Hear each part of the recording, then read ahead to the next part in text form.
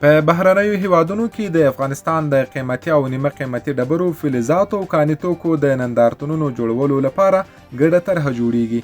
د رئیس الوزرا ملا محمد حسن اخوند په مشرۍ د کابینې په 15مه غونډه کې د کانونو پټرولیم وزارت په مشرۍ پلاوي ته دنده سپارل شوې چې د نړۍ په بیلابیلو هیوادونو کې د افغانستان د قیمتي او نیمه قیمتي ډبرو، فلزاتو او کاني موادو د نندارتونونو جوړولو ګډه طرحه جوړه او د منظوري لپاره د ریاست الوزرا مقام ته وړاندې کړي. د کډوالو چارو وزارت وايي په تیر یو کال کې څه باندې 1 میلیون افغانان هیواد ته راستانه شوي.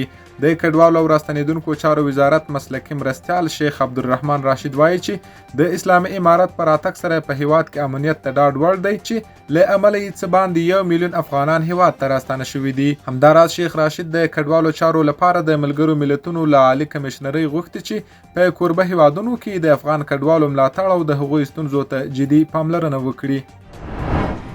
د اطلاعات او فرهنګ وزارت سرپرست د هلمند او کندهار له والي سره وکتل. د اطلاعات او فرهنګ سرپرست وزیر ملا خیر الله خیرخوا د کندهار ولایت مقام کې د هلمند والي مولوي طالب او د کندهار له والي حاجی محمد یوسف وفا سره په کتنه کې پر بیلابیلو موضوعاتو خبرې کړي. ښاغلي خیرخوا خوښي ښودلې چې د اسلامي امارت په راتګ سره زرګونه بهرنیو سیلانیانو د افغانستان له بیلابیلو ولایتونو په ځانګړې توګه له کندهار لیدنه کړې. هغه ویلي لا هم بهرني سیلانیان لیواله دي ترڅو د کندهار له تاریخي او نورو ځایونو څخه لیدنه وکړي. په غور کې د اوبو رسولو 15 شبکې ګټې اخیستنې ته وسپارل شوې. د غور د کلیو بیا رغونې او پراختیا ریاست مسؤلین وایي چې د دغه ولایت په مرکز فیروز کوه سربیره څو ولسوالیو کې د اوبو رسولو 15 شبکې ګټې اخیستنې ته وسپارل شوې. دغه شبکې د یونیسف ادارې په مالي ملاتړ د 9 میلیونه 944 زره او 590 افغانیو په ارزښت جوړې او ګټې اخیستنې ته سپارل شوې دي. د پکتیکا د طبیعي پیښو پر وړاندې د مبارزې ریاست مسؤلین وایي چې د دغه ولایت په برمل ولسوالۍ کې د IOM موسسې په مرسته پر 1609 زلزله ځپلو کورنیو مرسته ویشلې چې هرې کورنۍ ته 11500 افغانۍ ورکړل شوي دي. د بدخشان واخان ولسوالۍ پامیر سیمې ته ژمنۍ مرستې رسول کیږي.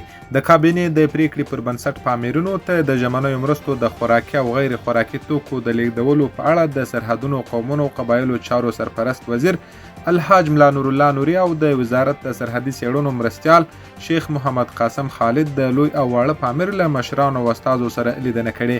د یادو مرستو په تړاو حج او اوقافو، مالیې، پوهنې، مخابرات او دفاع وزارتونو سره په همغږي د بدخشان واخان ولسوالۍ لرې پرتو سیمو ته د ښوونځیو، ښوونیزو مرکزونو، مسجدونو، د مخابراتي خدمتونو یو کنډک او تر پامیره د سړک د پاتې برخو د جوړولو ترڅنګ د بیلابیلو اړتیا وړ توکو د لیږد پر څرنګوالي خبرې شوې. په روزګان کې د نږدې 15 میلیون افغانیو په لګښت د 2 چوکونو د رغولو چارې پیل شوې. د ترینکوټ د ښاروالۍ مسؤلین وایي چې د دغه ولایت په مرکز کې د 4 میلیون او 90 زره افغانیو په ارزښت د 2 فرعي چوکونو د رغولو چارې پیل شوې چې د 25 ورځو په موده کې به ګټې اخیستنې ته وسپارل شي. په کندهار کې د 50 کیلومتره سړک د رغولو چارې پیل شوې. د کندهار د معروف ارغستان ولسوالیو 50 کیلومتره سړک د رغولو چارې پیل شوې. دغه سړک د ټولګټو چارو وزارت له بودیجې رغول کیږي چې سلګونه کسانو ته پکې د کار زمینه هم برابره شوې. مسؤلین وایي چې د یاد سړک په جوړېدو سره به معروف او ارغستان له کندهار ښار سره ونښلول شي. د غزنی د حج او اوقاف ریاست عواید 2 چنده لوړ شوي.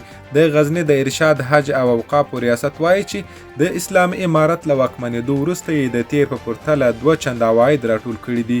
په خبره یې سږ کال له دغه ولایت څخه 602 تنه حج ته تللي چې له لارې یې 2 میلیونه 244 زره $970 عواید راټول شوي دي.